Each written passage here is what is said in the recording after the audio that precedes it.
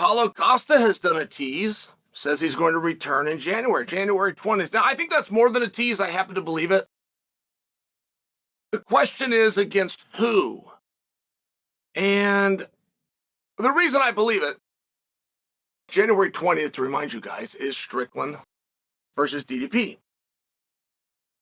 And whenever you have a title fight, whatever weight class that fight is at, a feature match, a fellow main card advertised, marketed feature match will be two guys in that same weight class. For the very reason of having them ready, having them licensed, having them prepared, so that one of them can fill in if you lose one of the participants of your main event. Right? You can have a backup fighter, or you can just have two guys who are planning to be there anyway, and you can make your adjustments. So it would make a level of sense. And the question becomes against who? So now there's only one answer. There's only one answer if we're going by fights that we really want to see. And that would be Robert Whittaker. I can't remember a time in history where we've gotten a yes out of Robert Whittaker. I know he fights regularly, and I know that sometimes he says it, but I can't remember a time of a back and forth in the media or an opportunity that we all think is clear, hey, Whittaker should really go for that. I can't remember a time where he's ever said yes. So, while that is obviously the fight, you're going to have to do something with Jared Cannonier, whether you like the match or not. It doesn't necessarily matter who that is. At some point, you're not going to love the match, but you still have to do something. So, ranking-wise and for parity reasons, of which they haven't met up before, you'd have to consider that. And then you got the opposite end of the spectrum was this young hungry killer named Brendan Allen. One thing that I was not crazy about, and I'm never crazy about this, is when you get an announcement from one of the guys, when you get Paulo Costa coming out and saying, I'm going to fight January 20th. And we all know that that means 185 pounds because we all understand that that's going to be the fight. That's the featured match that could fill in for DDP and or Strickland. When we understand those things, why hasn't he been called out? I mean, I got to wonder where my own guy's at. I got to wonder where Bo Nickal's at on this one. There's a system and there's ways about going and getting a fight. The fights that Bo has called for in the past, he was not likely to get. He was not likely to get Chimaev with 1 or 2 fights experience right in a big feature bout. He wasn't likely to walk in and have Adesanya. Those were the right calls and they were interesting and they were thought-provoking, but they weren't the kind of interviews that was going to turn into a match. Because Izzy had somebody else to fight. And he had somebody behind that. And it was going to be a main event. Or, in Chimaev's case, he's going to be a featured pay-per-view co-main event, but it had already been declared it would be a number 1 contendership. It was a little bit too much. It was just a little bit too much to sprinkle and put on Bo.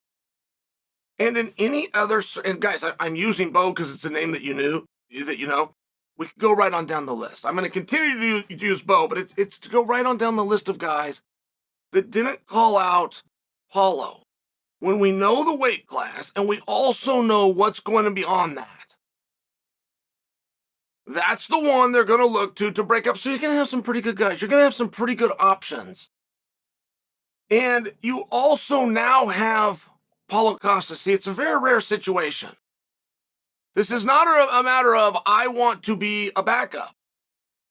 Or this isn't a matter of I'm going to go pick a guy out of the thin blue air.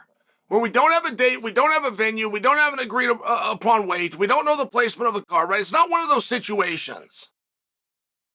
We know the date, we know the venue, we know the weight, we even know the rules, unified, in case you're curious. But the problem that Paulo now has in terms of if he wanted to be like other guys and say you're not ranked high enough, the problem Paulo has is he's now committed. Paulo did the announcement to build excitement. He did the announcement leaving out the opponent's name. So guys like me would take the bait and come and create some conversation. That was the point. But the point comes with an unintended consequence, which is now Paulo is committed.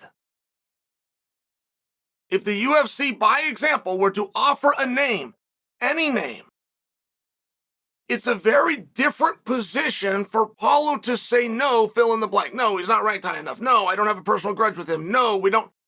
It's a very different situation. He's now committed. So if you go commit yourself to a date, to a venue, to a weight class, and to a rules, you just created an all-comers event. No two ways around it. And that's the situation where Bo Nickel can now get an opportunity that he regularly could not get. And again, I'm using Bo, but there is a plethora of guys who have flexed through the media and have said that they would like a big opportunity. The difference is you now have one of the perennial killers, and he's the one that stepped forward. And he's created an all-comers atmosphere. So, while I believe Robert Whittaker is the answer, I know Brendan Allen would take the fight. You got to do something with Jarrett. But aside from stating those usual suspects that I just stated, Paulo, while attempting to create a headline, just created an open challenge. So who would like that challenge?